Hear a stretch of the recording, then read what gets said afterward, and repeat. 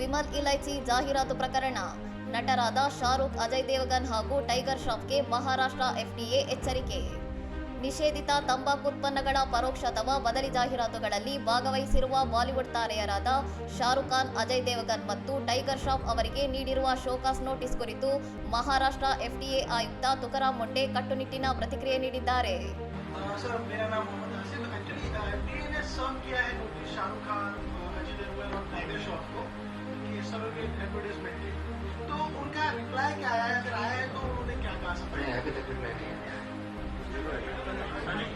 Mumbai press ಕ್ಲಬ್ನಲ್ಲಿ ನಡೆದ ಕಾರ್ಯಕ್ರಮದಲ್ಲಿ ಮಾತನಾಡಿದ ಅವರು, ವಿಮಲ್ ಇಲೈಚಿ ಜಾಹೀರಾತು ನೈಜ ಉತ್ಪನ್ನಕ್ಕೆ ಪರ್ಯಾಯವಾದ ಬದಲಿ ಜಾಹೀರಾತಾಗಿದೆ ಎಂದು ಸ್ಪಷ್ಟಪಡಿಸಿದ್ದು, ಈವರೆಗೆ ನಟರಿಂದ ಯಾವುದೇ ಅಧಿಕೃತ ಉತ್ತರ ಬಂದಿಲ್ಲ ಎಂದು ತಿಳಿಸಿದ್ದಾರೆ.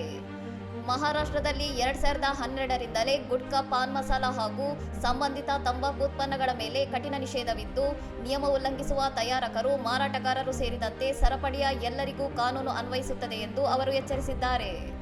ಸಾಮಾಜಿಕ ಜಾಲತಾಣಗಳು ಹಾಗೂ ಮಾಧ್ಯಮಗಳಲ್ಲಿ ಪ್ರಸಾರವಾಗುವ ದಾರಿ ತಪ್ಪಿಸುವ ಮತ್ತು ಸುಳ್ಳು ಜಾಹೀರಾತುಗಳ ಮೇಲೆ ತೀವ್ರ ನಿಗಾ ಇಡಲಾಗಿದ್ದು, ಯಾರೆಯಾದರೂ ನಿಯಮ ಉಲ್ಲಂಘಿಸಿದರೆ ಮುದಾಕ್ಷಿಣ್ಯವಿಲ್ಲದೆ ಕಠಿಣ ಕ್ರಮ ಕೈಗೊಳ್ಳಲಾಗುವುದು ಎಂದು ಮುಂಡೆ ಸ್ಪಷ್ಟಪಡಿಸಿದ್ದಾರೆ.